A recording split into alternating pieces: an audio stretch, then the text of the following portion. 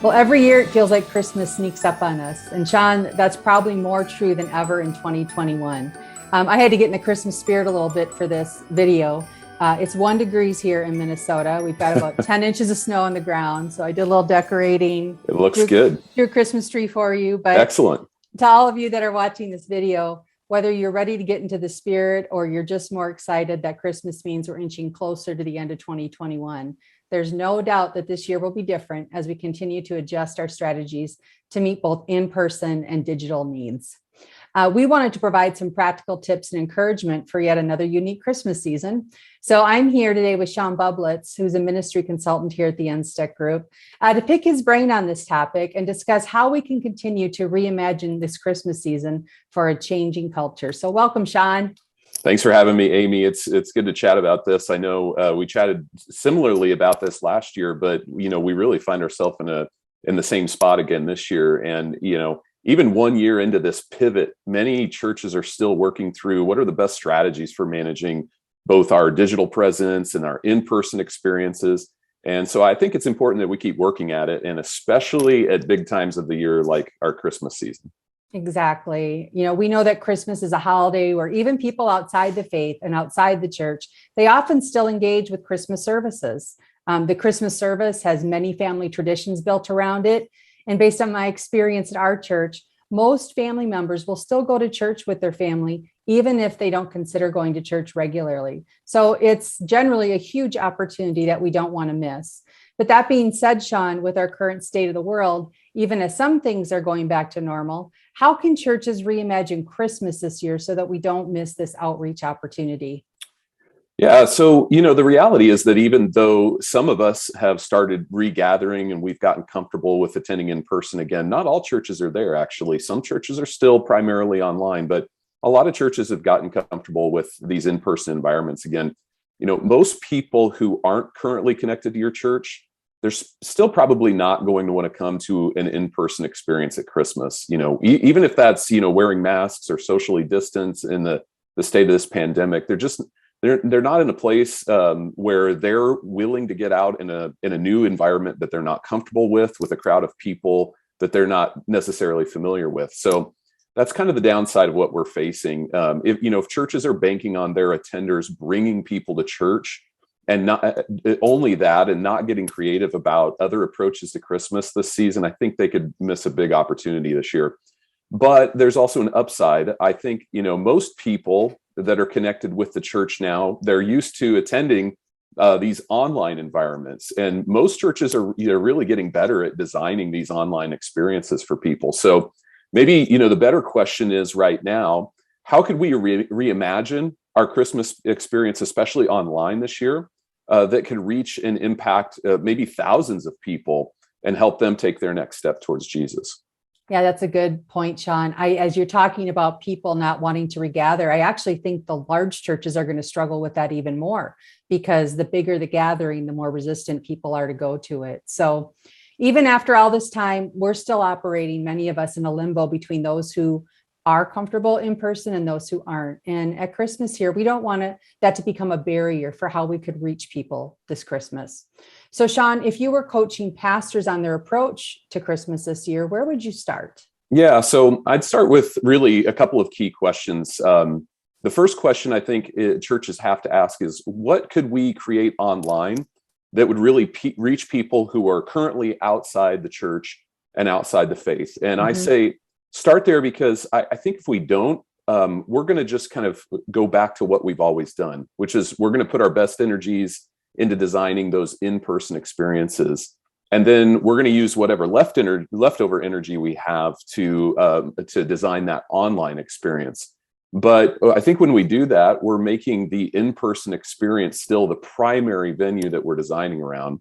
But if the primary venue for reaching people, the people who are outside the church and faith that we're trying to reach, is online, I really think we should consider giving our best energy to designing online experiences first. So what online Christmas experience could we create that would reach people who are currently outside the church and faith? That's a great first question. The second question is this: what online Christmas experience could we design that our attenders, the people currently connected to our church, would love to share with their families and their friends? Amy, you've talked a lot about this. I've gotten this from you. People like to share remarkable things, right? Mhm. Yeah. How can we make that experience remarkable? I think that's the opportunity we have this year. It's to equip the attenders of our church, the people already connected, to bring church to their family instead of bringing their family to the church. Oh, Sean, So, that's really, you should say that again. Yeah. That's great. Yeah. The opportunity is to bring church to your family where Mhm. you already are, rather than necessarily bringing your family to the church.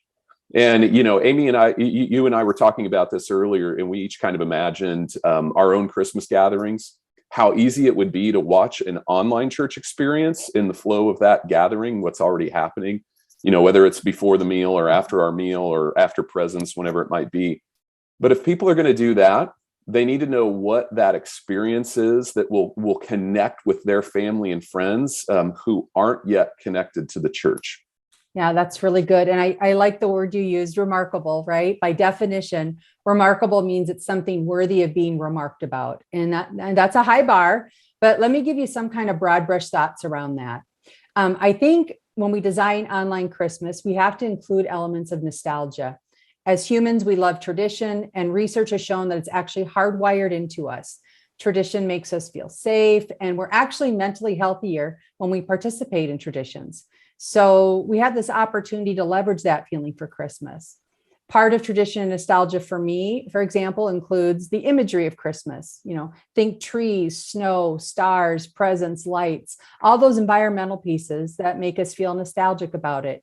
And of course, Christmas music that's familiar to those inside and outside the church. And what I mean by that is, I think as musicians, I used to lead a team of them. They were fantastic. We would kind of redo Christmas songs, and almost to the point sometimes that it really wasn't as singable as if we would have just done the standard song. And so I think we've got a short window of time to reach people outside the faith and church. So those are just some of the things that I think about. What else would you add, John? That's good. Yeah, I totally agree with that. I would say even as you lean into tradition, aim also to make it continuously engaging, again, because people are watching online. So it's easier for them to kind of get up and walk out of your service, theoretically, right? Because they don't have to get up and walk out. They just have to click a box and turn the service off. So you really want to think about how can we keep people engaged? Get some creatives in the room in this service programming conversation, and think about engagement online. Remember also, kids are in the room. So you want this to be a great experience that people will really enjoy, especially with their kids there. So err on the side of being too short rather than too long in these services. You'd rather leave them wanting more, I think. And another piece of just this continuous engagement, I think it's going to be important to pre-record this experience. Most people will engage with this in an on-demand way. So not necessarily the live stream. They may not gather at a certain place at a certain time. Remember, they're doing this kind of around all their other Christmas rhythms. So the on-demand gives them the opportunity to watch and engage with this whenever it works into their schedule. But it also gives you the opportunity to really refine this ahead of time, make whatever edits you need to make. And remember that we're presenting this to people who aren't yet connected to the church. So this is going to be their first time, maybe for many, their first experience and first impression with our church. That's really good. I agree. Shorter is better. I would also say another focus should be making it easily shareable. And I don't just mean easy to share on social media. I'm actually talking about the content of it as well. If the content is controversial in any way and could bring tension to that Christmas dinner they're having afterwards, they're probably not going to sit down and ask questions about it after they watch it together. They don't want to invite that tension into the room. And along those same lines, if the experience uses churchy language that people outside the faith don't understand, or if it doesn't address something relevant in their life, I think they're going to be less likely to share it then as well. So don't just focus on the function of how it's shared, but focus on why someone would actually want to share it. Yeah. Along those same lines, if the experience uses churchy language and people outside the faith don't understand it, or if it doesn't address something relevant in their life, I think they're going to be less likely to share it as well. So don't just focus on the function of how it's shared, but focus on why someone would actually want to share it. And then last and most importantly, make sure it points people to Jesus. Many churches are going to have their largest audience of outsiders at Christmas time. So if you have an opportunity to contrast the stereotypes about Christianity with the real person of Jesus, with people around Christmas time, and encourage them to take a next step, that's really what we're hoping for, right, Sean? We want people to hear about the real Jesus, not the Jesus that others have made up. That's a great reminder, Amy, in the midst of all the planning and all the busyness, to just that reminder to continue to keep our focus on Jesus in that story. It's helpful. Well, any final encouragement you want to share with church leaders watching this, Sean? Yeah, I would just say, don't miss the opportunity this year. Don't let it pass you by because of the busyness of all the other things going on, because of maybe even the tiredness of just this ministry season. You have a real opportunity in front of you. And like we've talked about, tried to share several practical tips, but the key to this is, what's that online experience look like?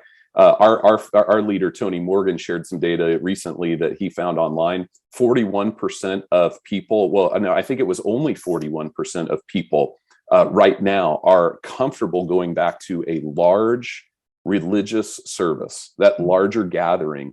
And so there's going to be the majority of people, based on research, who would say they're more comfortable engaging online this year. You have a huge opportunity to connect with them, but don't miss it because you focus too much on the in-person experience and left the online for leftovers. Yeah, that's so good. All right. Well, in summary, our key message for church leaders here is this. This Christmas, you can create a remarkable, nostalgic, shareable experience that helps everyone reimagine their faith in Jesus. Thanks for joining me for this short conversation, Sean, and to our viewers, I hope that was helpful.